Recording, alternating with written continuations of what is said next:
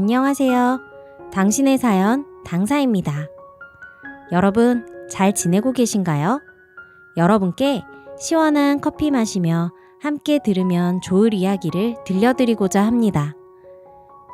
이번 이야기는 한 할머니의 평생에 걸친 사랑과 희생, 그리고 인내와 결단력에 관한 것입니다. 우리가 때로는 가장 가까운 사람들에게 실망할 때도 있지만 그 속에서 우리는 성장하고 새로운 희망을 찾을 수 있습니다. 지금부터 그 이야기를 함께 들어보시기 바랍니다. 안녕하세요. 저는 폐지를 주워 하루 먹고 살고 있는 사람이랍니다. 여러분이 길을 가다가 절 보시면 그냥 흔히 볼 수 있는 폐지 줍는 할머니로 보이시겠지만 누구나 그렇듯 저도 이런 삶을 살게 된 기구한 사연이 있답니다. 저는 평범한 가정에서 외동딸로 태어났습니다. 부모님의 사랑을 한 몸에 받고 잘 자랐지요. 부모님께서는 저를 항상 아끼고 보살펴 주셨습니다. 그래서 저도 나중에 자식을 낳으면 우리 부모님처럼 잘 키워야겠다고 생각했어요. 그렇게 별탈 없이 학교를 마치고 20살이 되었습니다. 대학은 가지 않았답니다. 그해 졸업식 다음 날 애이도록 추운 겨울에 잠시 추위를 피해 들어갔던 교회 건물 안에서 한 남자를 만났답니다. 그때만 해도 시골이라 장이선 날이면 사람들로 북적였어요. 교회 입구 쪽에서 한 남자를 발견했어요. 그의 듬직하고 반듯한 모습이 절로 눈길이 갔답니다. 키가 훤칠하고 잘생긴 데다가 점잖고 신사적인 분위기가 물씬 풍겼죠. 그런데 그때 그는 살짝 다리를 저었습니다. 아무래도 다리가 불편한 사람인가 싶었습니다. 저는 속으로 저렇게 다리를 저어도 잘생겼으니 괜찮아 하고 생각하였답니다. 그냥 처음 얼굴만 본 사람인데 말이죠. 그렇게 생각하는데 신기하게도 그 남자도 저를 계속 힐끗힐끗 쳐다보는 게 아니겠어요? 눈이 마주칠 때마다 괜히 쑥스러워 얼른 고개를 숙이곤 했지요. 그렇게 집에 돌아와서도 그 얼굴이 자꾸만 떠올랐습니다. 그래서 그 다음날 용기를 내어 그 교회에 그 시간에 다시 갔습니다. 그런데 웬걸, 그날도 그 자리에서 그 남자가 서 있는 겁니다. 그 남자가 제 앞에 와서 빙그레 웃으며 인사를 건넸습니다. 반갑습니다. 어제도 봤는데 오늘도 또 보게 되었군요. 실은 오늘 또 보게 되면 꼭 인사를 하려고 마음먹고 왔답니다. 갑작스러운 인사에 잠시 당황했지만 따뜻한 미소에 절로 마음이 놓이더라고요. 부끄럽게 작은 목소리로 인사를 답하자 그분은 더욱 반가워하셨어요. 알고 보니 그 남자는 친구의 사촌이었답니다. 그 남자는 그 뒤로 계속 제 친구를 졸라서 저를 데리고 나와달라고 했다더군요. 그래서 자주 보게 되었고 점점 가까워졌습니다. 저도 워낙 첫눈에 반했던 데다가 만나면 만날수록 진중하고 멋진 남자라는 생각이 들어서 점차 제 마음을 주었습니다. 그렇게 우리는 만난 지 3개월 만에 연인이 되었어요. 연애를 시작한 뒤로 그 남자는 저에게 아주 잘해주었습니다. 알고 보니 작은 공장을 운영하는 사업가 집안의 장남이었던 그는 공장에서 작업복을 입고 열심히 일을 하다 말고 시간을 내서 절 만나러 오곤 했죠. 그런 그의 모습이 너무 듬직하고 믿음직스러워 보였어요. 늘 만날 때마다 그는 저에게 작은 선물을 주었고 저 역시 공장에 종종 먹을 것을 싸들고 가서 동료들과 나눠 먹게끔 하거나 혹은 둘이서 점심시간에 함께 먹기도 하면서 사랑을 키워갔습니다. 그때 알콩달콩하던 시절이 어쩌면 제 인생의 가장 봄과 같은 나날들이었던 것 같습니다. 2년 가까이 연애를 하다 보니 양가 부모님들과도 자연스럽게 만남을 가졌답니다. 그리고 어느새 제 부모님과 상대 부모님과 따로 만나 혼담을 나누는 상황이 되었어요. 우리도 결혼 생각이 있었기에 자연스럽게 혼사가 진행되어 결혼을 하게 되었답니다. 결혼식은 기억이 없네요. 그저 너무 긴장해서 드레스를 자꾸 밟았고 남편도 어찌나 땀을 뻘뻘 흘리던지 그래도 너무나 행복한 감정만 남아있는 결혼식이었답니다. 결혼식 이후로 어땠냐고요? 다들 어떠셨나요? 저도 마찬가지였답니다. 싸우기도 많이 싸우고 같이 살지 않았던 두 사람이 합쳤으니 당연히 트러블거리가 많았습니다. 서로 섭섭한 날들도 많았어요.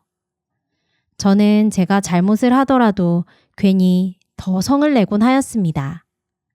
있잖아요. 괜히 그렇게 심통이 나는 거. 하지만 그때마다 남편은 저에게 먼저 사과를 해줬고 늘 저를 안아주었습니다. 어찌나 마음이 넓은 사람인지 미안하기도 하고 참 고맙기도 했네요. 그런 남편 덕분에 우리 부부는 부부 생활도 큰 탈 없이 잘 해나갔습니다. 그리고 언제나 서로를 이해하고 감싸려 애썼답니다. 시간이 흘러 기쁜 소식이 들려왔죠. 드디어 아이가 생긴 거예요. 아이를 낳았을 때 그 기쁨이란 이루 말할 수 없었어요. 한 생명을 품에 안는다는 게 얼마나 감격스러운 일인지 남편도 아이를 볼 때마다 환하게 웃으며 이렇게 말하곤 했죠. 아이는 아들이었어요. 딱 봐도 아들을 닮은 눈에 넣어도 아프지 않을 그런 아이였습니다.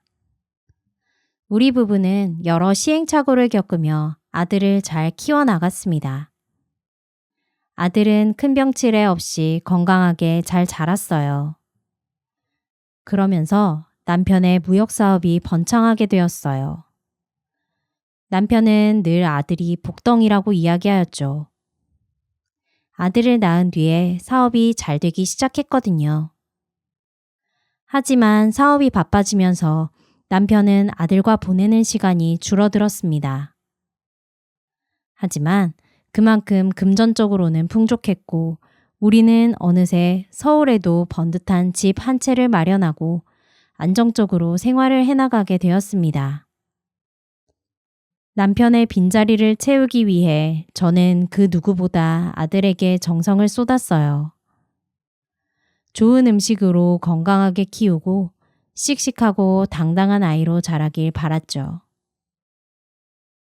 우리 아들이 국민학교에 들어갈 때도 얼마나 설레었는지 몰라요.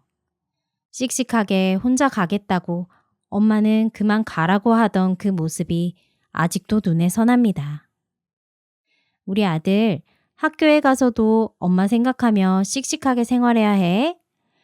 선생님 말씀 잘 듣고, 알았지? 엄마, 걱정 마세요. 내가 학교에서 제일 잘할 거예요. 선생님한테 칭찬도 많이 들어요. 씩씩한 아들의 대답에 저도 모르게 눈물이 핑 돌았어요. 학창 시절 내내 아들은 열심히 공부를 하였지만 아무래도 공부 쪽으로는 소질이 없었던 듯합니다. 저도 남편도 공부를 잘하지는 못하였으니 뭐 그러려니 했습니다. 그런데 운동은 누구보다 잘했답니다.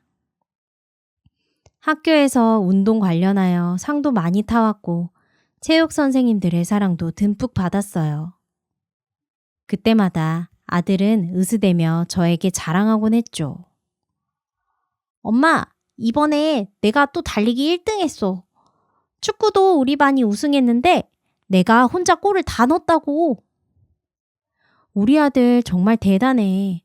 엄마가 아들 때문에 너무 행복하다. 비록 공부는 못했지만 상관없었답니다. 중학교 시절부터 아들을 운동을 시켜야겠다고 생각을 해왔었고요. 아들은 체대를 가겠다고 하며 서울대 체대를 목표로 했답니다.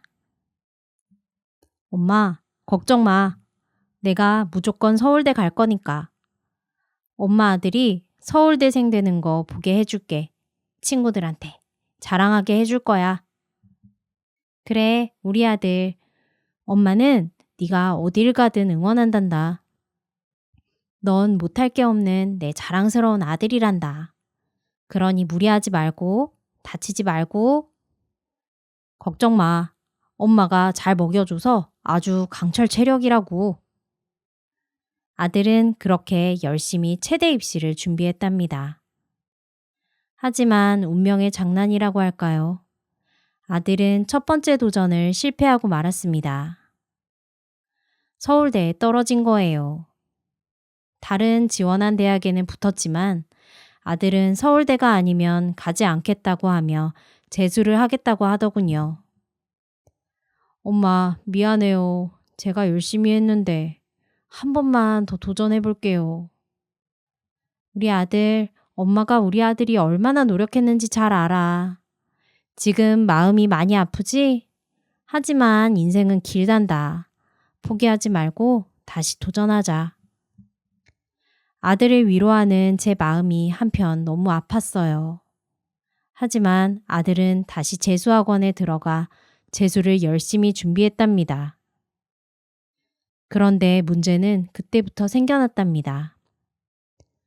재수학원에서 질 나쁜 친구들을 만나기 시작한 거예요. 늘 운동밖에 모르던 아들이 재수학원에서 친구들과 놀다가 술에 취해서 들어왔을 때 정말 아찔했습니다. 아들에게 뭐라고 하면 더 엇나갈까봐 믿고 지켜보자고 마음먹고 그저 보기만 했는데 지금 생각해보면 그때 엄마로서 바로 잡아주지 못한 것이 크게 한이 된답니다. 그렇게 한 달, 두 달 세월이 흘러 아들의 상태는 좋아지지 않았어요. 매일 나쁜 친구들과 술 마시고 놀러 다니느라 입시는 제대로 준비하지 못하는 듯 했습니다. 그리고 결국 재수에도 실패했는데 아들은 이번에는 아무렇지 않게 와서 말했답니다. 엄마, 나 삼수할게요. 학원 더 다니게 해주세요. 아들아, 이제 그만하면 어떠니? 꼭 대학을 다녀야 하는 것은 아니야. 취직이라도 알아보는 게 어때? 세상에 할 일은 많단다. 아버지 회사에서 일을 도와도 되고. 아니, 엄마, 돈이 없어요?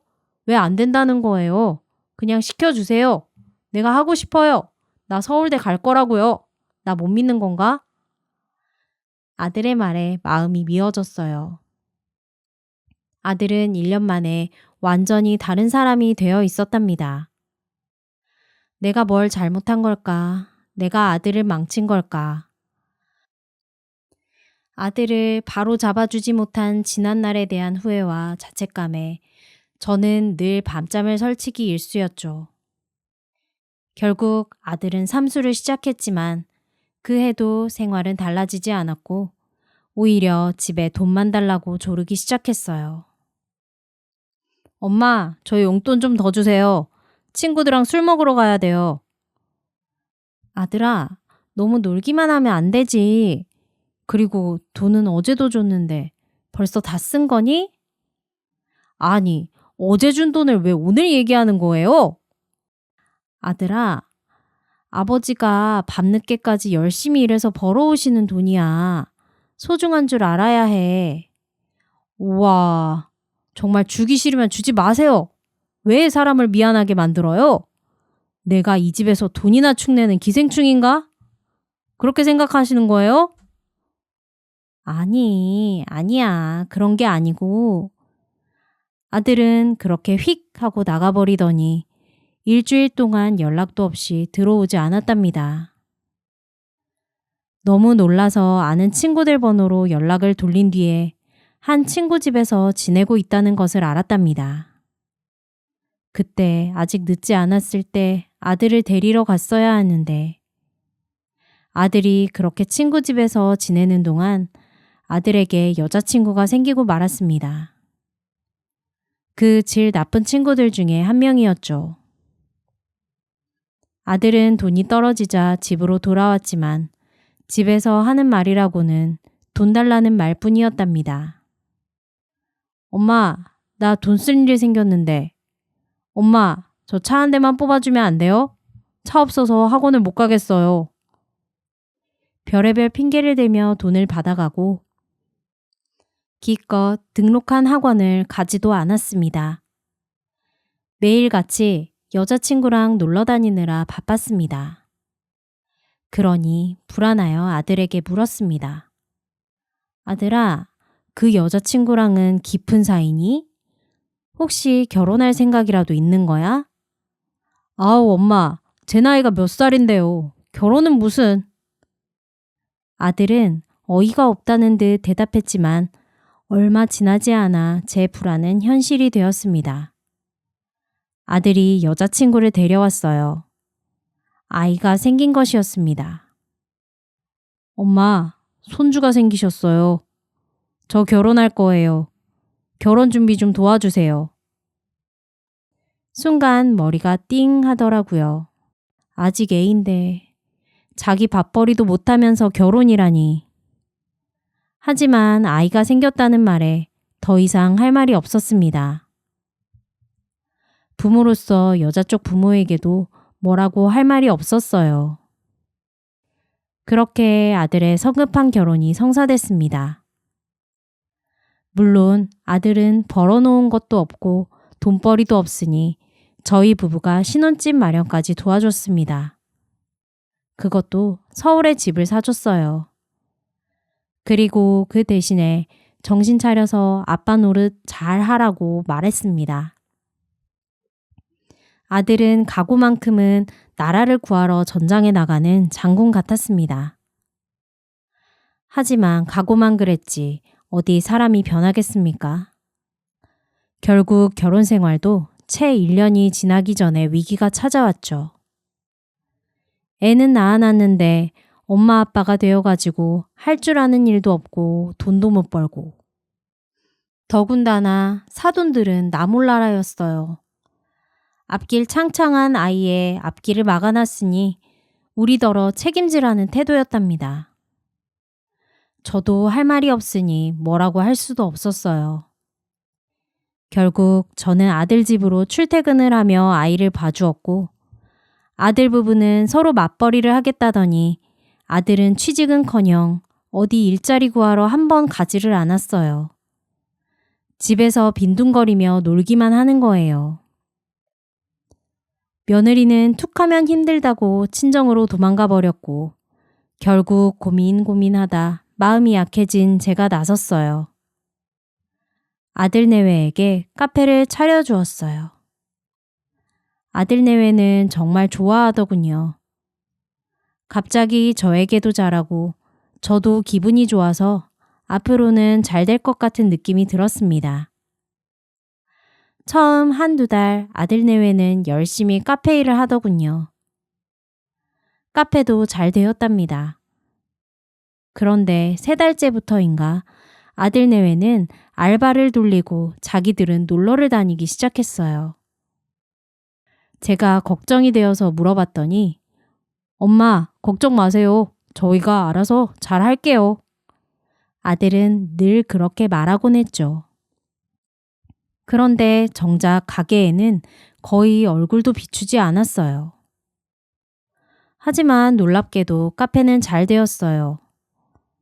사람들이 입소문을 타고 많이 찾아왔거든요. 하루는 아들이 와서 말했어요. 엄마, 가게가 잘 돼서 분점을 하나 더 내고 싶어요. 돈 좀 보태주세요. 저는 마음이 약해져서 결국 돈을 줬어요. 아들이 워낙 자신있게 말하니까 믿고 싶었거든요. 그런데 얼마 후 아들이 소고기를 사오더니 저에게 이야기했어요. 엄마, 놀라지 마세요. 가게 정리해서 그 돈으로 주식 투자했어요. 수익률이 2배가 됐어요. 저는 깜짝 놀랐죠. 어서 팔아라. 그런 거 오래 두는 거 아니다. 했지만 아들의 눈은 이미 욕심에 가득 차 있었어요. 그리고 결국 일이 터지고 말았죠. 아들의 주식이 갑자기 폭락해서 휴지 조각이 된 거예요. 아들은 완전히 넋이 나가버렸습니다. 어느 날 아들이 다시 와서 돈을 또 빌려달라고 했어요. 엄마, 이번에는 진짜 좋은 종목 찾았어요. 대박 날 거예요. 하지만 이번엔 저도 단호했어요. 안 돼. 더 이상은 진짜로 안 돼. 아들은 신경질을 부리며 나가버렸고 그 후로는 연락도 잘 되지 않았습니다. 며느리도 연락이 안 되고요. 손주는 그나마 잘 키우고 있었지만 불안했습니다. 결국 저는 직접 집에 찾아갔어요. 그런데 웬걸 집에 모르는 사람들이 구경을 하고 있었어요. 그 사람들에게 물어보니 집을 내놨다는 거예요. 당황해서 아들에게 연락을 해보려 했지만 아들은 여전히 연락이 되지 않았어요. 안 좋은 일은 연달아 일어나는 게 참 신기해요. 그 무렵 청천벽력 같은 소식이 들려왔어요. 열심히 일만 하던 남편마저 갑작스레 심근경색이 와서 중환자실에 실려갔다는 거예요. 평소 건강하다 자부하던 사람이 위독하다는 소식에 정신이 하나도 없었어요. 손을 벌벌 떨면서 아들에게 연락했지만 아들은 연락이 되질 않았어요. 그래서 문자를 남겼답니다. 꼬박 사흘을 병원에서 지새우다 결국 남편을 떠나보냈어요. 일밖에 모르던 가족을 위해 열심히 일만 하던 우리 남편은 저랑 대화 한마디 못 해보고 그렇게 세상을 떠났어요. 마지막 순간에 남편 임종을 지키며 굳게 약속했어요. 여보, 아무 걱정 말고 편안하세요. 제가 다 잘할게요. 저만 믿어요.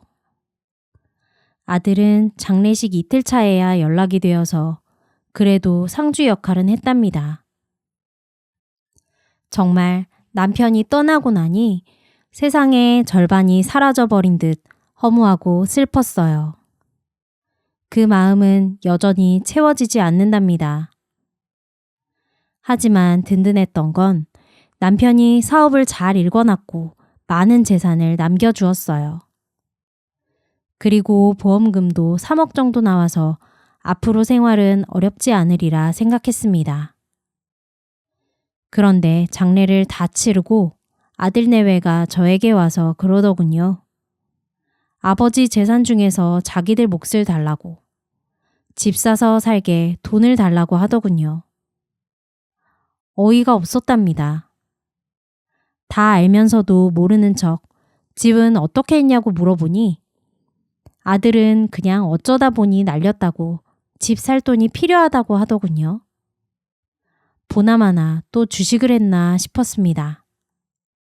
그래서 돈을 주지 말자고 그렇게 생각을 했는데 옆에 아무 생각 없이 해맑은 손주가 눈에 걸렸습니다. 그래도 자식 새끼 키울 집은 있어야지 하는 생각이 들었어요. 그래서 아들 내외에게 보험금으로 받은 3억을 내주며 말했습니다. 아들아, 이제 아버지도 세상을 떠나셨으니 네가 우리 가족을 잘 이끌어 나가야 한다. 이 돈은 아버지 목숨값이다. 그러니 소중히 쓰고 자식도 정성껏 키워라. 떨리는 손으로 통장을 내밀었죠. 그런데 아들 내외의 반응이 영 이상하더군요. 고마워하기는커녕 당연하다는 듯 덥석 통장을 받아들고는 실실 웃더니 통장 액수를 확인하며 좋아하고 휑하니 가버리는 거예요. 저는 멍하니 그 모습을 바라보며 혼란스러웠습니다. 하지만 아버지 사망보험금으로 허튼 짓을 하지는 않겠지. 이제는 집 사서 자리 잡고 정신 차리겠지 하는 기대를 가졌습니다. 그때는 남편을 잃고 더 이상 다른 걱정을 할 기운도 없었거든요. 이제는 괜찮겠지, 좋아질 일만 남았어 라고 스스로를 위로했습니다. 그렇게 몇 달이 지났을까요? 어느 날 아들 내외가 저를 찾아왔습니다. 얼굴에는 어색한 미소가 가득했지요. 엄마, 우리 집에서 같이 살면 좋겠어요. 엄마 혼자 사시기에 적적할 테니까 우리가 엄마를 모시고 살게요. 듣기 좋은 말을 늘어놓는 걸 보니 속이 타는 것 같았지만 거절할 명분도 없어 따라 나섰습니다. 아들 내외는 이미 2번이나 주식 투자로 돈을 날린 적이 있었어요. 이번에는 아버지 사망보험금 3억을 또 주식 투자로 날렸다고 하더군요. 엄마, 이번에는 정말 며느리가 좋은 종목이라고 해서 투자했어요. 전 그냥 믿었을 뿐인데 이렇게 될 줄 몰랐어요. 아들은 며느리 탓을 하며 변명했습니다.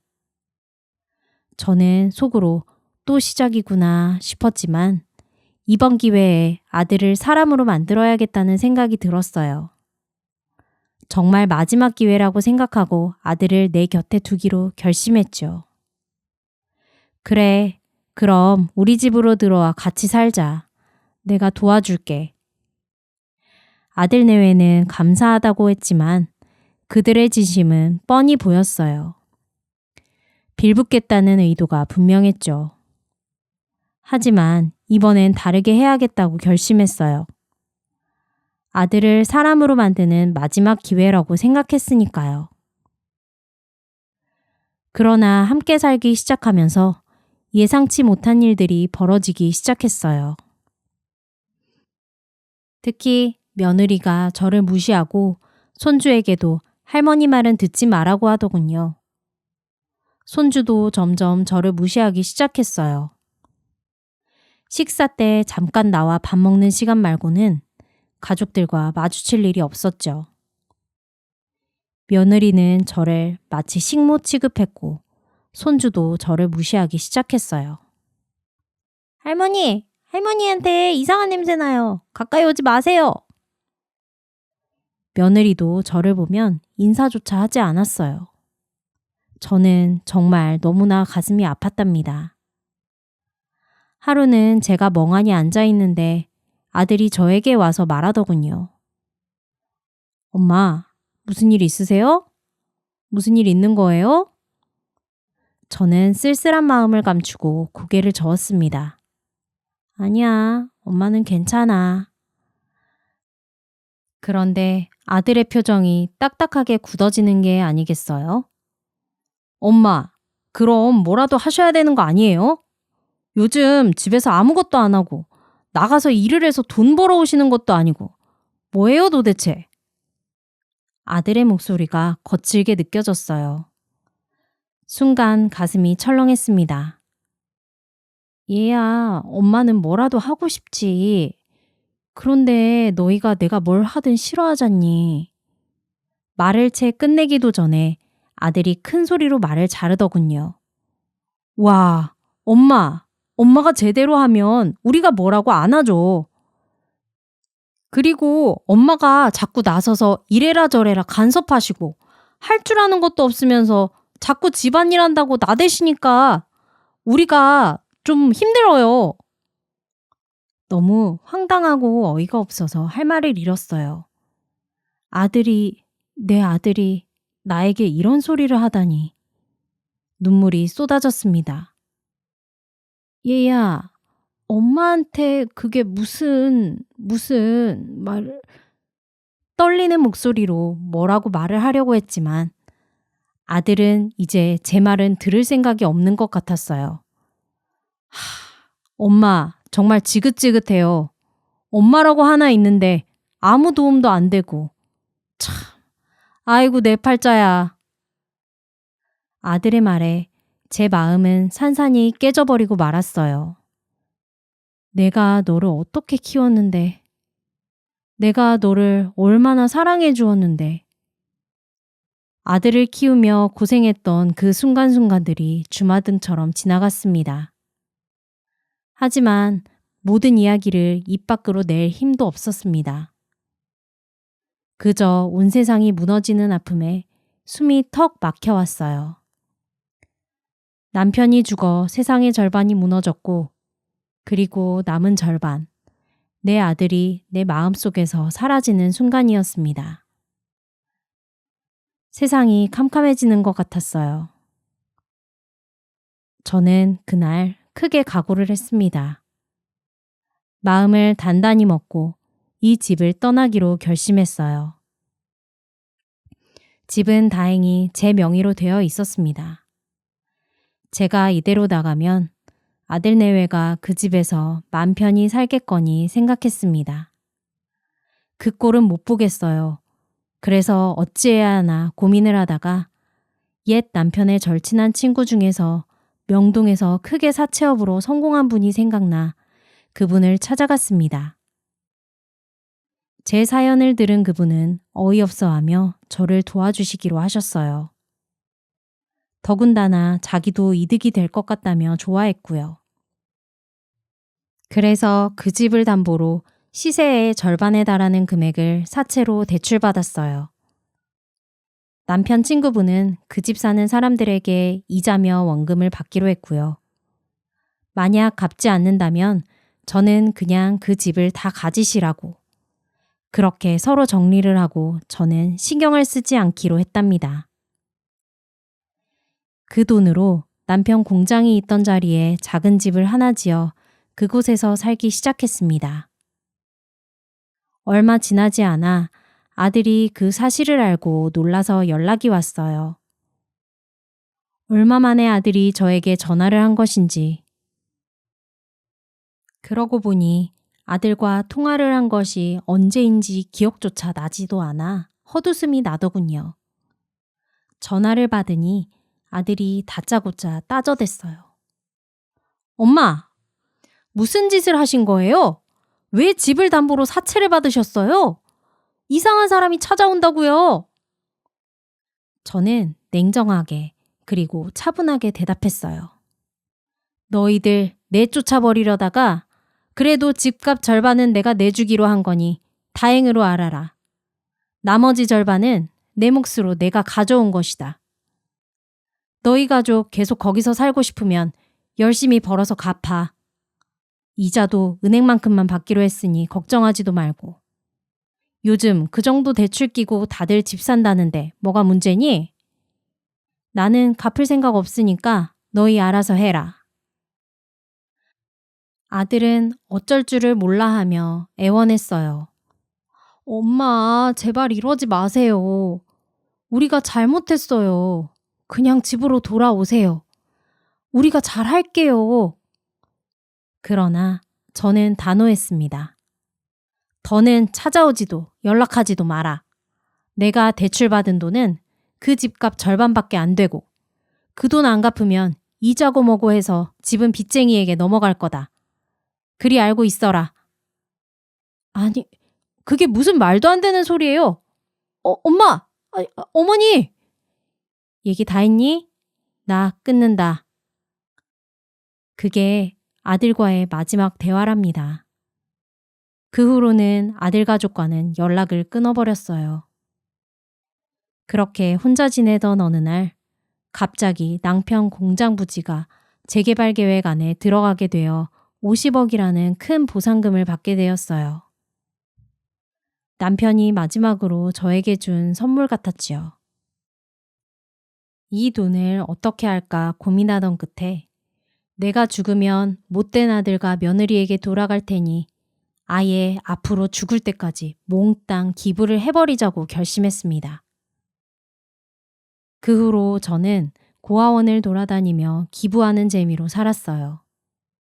혹시나 제가 갑자기 죽으면 제 남은 재산을 몽땅 인근 고아원에 나누어 기부하겠다고 유언장도 작성해 놨답니다.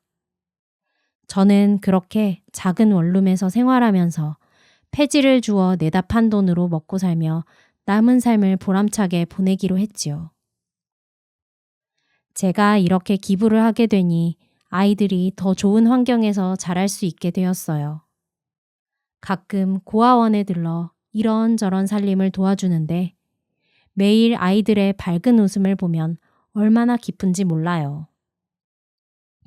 어느 날 고아원 원장님이 제게 와서 감사 인사를 전했습니다. 정말 감사드립니다. 덕분에 우리 아이들이 새로운 교재와 시설을 갖추게 되었습니다. 아이들이 너무 행복해해요. 그리고 종종 오셔서 해주시는 음식들을 아이들이 너무 좋아해요. 그 말을 듣고 저는 뿌듯한 미소를 지었어요. 아이들이 행복하다니 저도 기쁘네요. 이게 제가 그 기쁨을 받는 대신 할 수 있는 작은 보답이에요. 이렇게 기부하는 재미로 하루하루를 보람차게 보내며 저는 남은 삶을 살아가고 있습니다. 작은 원룸에서 생활하면서도 마음만큼은 누구보다 풍족했죠. 제가 먹고 살 돈은 폐지를 주워 내다 팔며 마련하고 있지만 그 과정에서 얻는 행복은 말로 다할 수 없었어요. 남편이 준 마지막 선물 덕분에 이렇게 의미 있는 일을 할 수 있게 되었습니다. 남편도 하늘에서 기뻐할 거라고 생각합니다. 제 자신이 한 선택이 얼마나 옳았는지를 매일 깨닫고 감사하며 살고 있습니다. 그 누구보다도 행복하고 자유롭게, 그리고 보람차게 말이죠. 여러분, 이 이야기를 통해 무엇을 느끼셨나요? 우리는 때로 사랑하는 사람들에게 실망하고 상처받을 수 있습니다. 하지만 그런 순간에도 우리는 결코 포기하지 않고 자신을 위해 그리고 진정한 사랑을 위해 최선의 선택을 해야 합니다. 이 이야기가 주는 교훈은 진정한 사랑은 희생과 인내를 요구한다는 것입니다. 때로는 단호한 결단이 필요할 때도 있죠. 그리고 우리가 내리는 결단이 항상 옳은 방향으로 이끌어 줄 것입니다. 오늘의 이야기가 여러분께 작은 위로와 큰 용기를 주었길 바랍니다. 항상 자신의 가치를 믿고 옳은 선택을 하시길 응원합니다. 다음 사연을 들어보시겠습니다. 다음 사연은 한 30대 여성의 시댁과 관련된 고민입니다.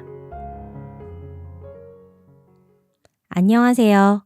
저는 서울에 사는 30대 후반, 결혼 4년차 여자입니다. 남편은 저보다 5살 연하이고 우리는 미국 유학생 시절 처음 만났습니다. 한국에 들어와 우연히 다시 만나 연락을 주고받다가 교제를 시작했고 2년 연애 끝에 결혼했습니다. 현재 아이는 없고 맞벌이를 하고 있어요. 결혼 4년 차지만 여전히 서로를 이해하고 배려하며 결혼 전과 다름없이 잘 지내고 있습니다. 남편과 저는 서로에게 늘 솔직하고 작은 일에도 고마움을 표현하며 살아가고 있죠. 문제는 주변 사람들입니다. 남편과 저는 결혼 전에 아이 없이 살기로 했고 양가 부모님께도 말씀드렸고 허락을 받았습니다. 하지만 6개월 전부터 시어머니가 저를 정말 미치게 합니다. 결혼 전에 분명히 말씀드리고 허락하신 일인데도 이제 와서 아이를 낳으라고 계속 이야기하십니다. 너희도 이제 슬슬 아이를 가져야 하지 않겠니? 우리 집안에도 손주가 있어야지. 어머님, 저희는 결혼 전에 아이 없이 살기로 했다고 분명히 말씀드렸잖아요. 그때도 허락해 주셨으면서. 그때는 그랬지만 지금은 다르지 않니? 손주를 보고 싶은 건 당연한 거야. 심지어 이혼을 요구할 것처럼 협박하시기까지 합니다. 만약 너희가 아이를 낳지 않겠다면 이 결혼을 다시 생각해 봐야겠어. 어머님, 제발 그렇게 말씀하시지 마세요. 저희는 정말 신중하게 결정한 일이에요. 결혼 전에 양가 부모님 중 한 분이라도 아이 안 낳는 것에 대해 조금이라도 반대하셨다면 저는 결혼을 접으려고 했습니다. 그 정도로 저는 아이를 낳고 싶지 않았습니다. 하지만 양가 부모님 모두 허락하셨고 3년 반 동안 각자 일하면서 가끔 여행도 다니고 양가 부모님 생신 같은 행사에도 참여하며 도리를 다했습니다. 아이가 없는 것 빼고는 남편도 저도 서로 양가의 며느리돌이, 사위돌이를 잘 했다고 생각합니다. 남편 밑으로 남동생 부부가 있는데 2년 전 결혼했고 불임으로 2년째 고생 중입니다. 둘 다 아이를 엄청 좋아해서 연애할 때도 아이가 생기면 무조건 낳자고 했는데 막상 결혼하고 나서도 아이 소식이 없어서 힘들어하고 있습니다. 병원에서는 사실상 불가능하다고 입양을 권할 정도로 불임이 심한 걸로 알고 있습니다. 시부모님은 아들이 둘인데 둘 다 자식이 없는 건 말도 안 된다면서 저희 부부에게는 아이를 낳을 수 있는데 안 낳는 건 안 된다며 지금이라도 낳으라고 하십니다. 너희는 건강한데 왜 아이를 안 낳는 거니? 지금이라도 늦지 않았으니 한 명만이라도 낳아라. 어머니, 저희는 이미 아이 없이 살기로 결정했잖아요. 이 결정을 바꾸기는 어려워요. 하지만 너희 동서는 불임이잖아. 너희까지 그러면 우리 집안은 어쩌란 말이냐? 너희는 할 수 있으니 제발 한 번만 생각해줘. 냉정하게 이제 와서 그러시는 건 아닌 것 같다고 말씀드렸습니다. 아이 낳는 일은 절대 없을 거라 단호히 못 박았습니다. 어머니, 이제 와서 그러시는 건 아닌 것 같아요. 아이 낳는 일은 절대 없을 겁니다. 더 이상 이 일로 이야기하고 싶지 않아요. 그 이후로도 시어머니는 만날 때마다 누구네 손자는 어쩌고 저쩌고 길가에 아기들이 지나가면 일부러 더 과장하시면서 예쁘다고 눈치를 주십니다. 저 아이들 좀 봐라. 얼마나 예쁜지. 손주 있었으면 나도 얼마나 좋았을까. 남편은 그럴 때마다 제 손을 잡으며 신경 쓰지 말라고 우리들만 아이 없어도 행복하면 되는 거라고 말합니다. 신경 쓰지 마. 우리 둘만으로도 충분히 행복해. 스트레스 받지 말자. 아버님은 대놓고 말씀하시지는 않으셨지만 은근히 아이 갖기를 원하시는 눈치고 어머님은 일 때문에 그런 거면 내가 다 봐주고 유치원도 보내주고 육아 도우미도 한 명 붙여주겠다고 하십니다. 아이 생각은 없느냐? 네가 원한다면 도와줄 수도 있지 않겠느냐? 아버님, 정말 죄송합니다. 저희는 아이 없이 살기로 결심했어요. 일 때문에 그런 거면 내가 다 봐줄게. 유치원도 보내주고 육아 도우미도 붙여줄 테니 걱정하지 마라. 하지만 말이 그렇지. 아이를 낳으면 당연히 부모가 키워야 하는 건데 저는 제 상처도 상처지만 일도 하면서 아이를 감당 못할 걸 너무 잘 알기에 정말 아이 낳는 걸 원하지 않습니다. 시간이 갈수록 어머님의 압박이 심해집니다. 어느 날 어머님은 아이를 낳아서 동선에 입양시키라고 말씀하셨습니다. 정말 어이가 없었습니다. 아이를 낳아서 동선에 입양시키는 건 어떻겠니? 서로 상부상조하고 좋은 거 아니겠니? 어머님, 그건 말도 안 되는 일이에요. 어떻게 제 자식을 남에게 주겠어요? 네가 한 번만 해줘라. 그게 우리 집안을 위해서도 좋고 모두를 위해서 좋은 일 아니겠니? 어머님, 그건 말도 안 되는 소리예요. 제 아이를 낳아서 동서에게 주는 일은 절대 할 수 없어요. 왜 그렇게 고집을 부리니? 동서애가 얼마나 힘든지 알면서 넌 정말 매정하구나. 어머님, 저희도 우리 나름의 이유가 있어서 아이를 낳지 않기로 한 거예요. 왜 동서의 문제를 저에게 떠넘기시려는 건가요? 네가 이해가 안 간다. 그럼 내가 어떻게 해야 하니? 아들 둘 다 자식이 없다는 게 말이 되니? 남들 시선도 생각 좀 해봐라. 어머니, 남들 시선보다 중요한 건 우리 부부의 행복이에요. 저는 이 결정을 바꿀 생각이 없습니다. 그 자리에서 바로 일어나 나갔습니다. 아무리 그래도 아이만 낳아서 주라니. 왜 동서가 아이를 못 낳는 걸 제가 책임져야 하는지 저는 이해할 수가 없습니다. 집으로 돌아와 남편에게 모든 것을 털어놓았습니다. 여보, 어머님이 우리가 아이를 낳아서 동선에 입양시키라고 하셨어. 정말 너무해. 뭐? 그건 정말 말도 안 되는 요구야. 우리 결정을 더 단호하게 전해야겠어. 내가 아이를 억지로라도 낳아서 길러야 하는 건가? 아니면 진짜 아이만 낳아서 동서에게 줘야 하는 건가? 남편도 스트레스 받고 저도 스트레스 받아서 정말 힘듭니다. 냉정하게 조언 부탁드립니다.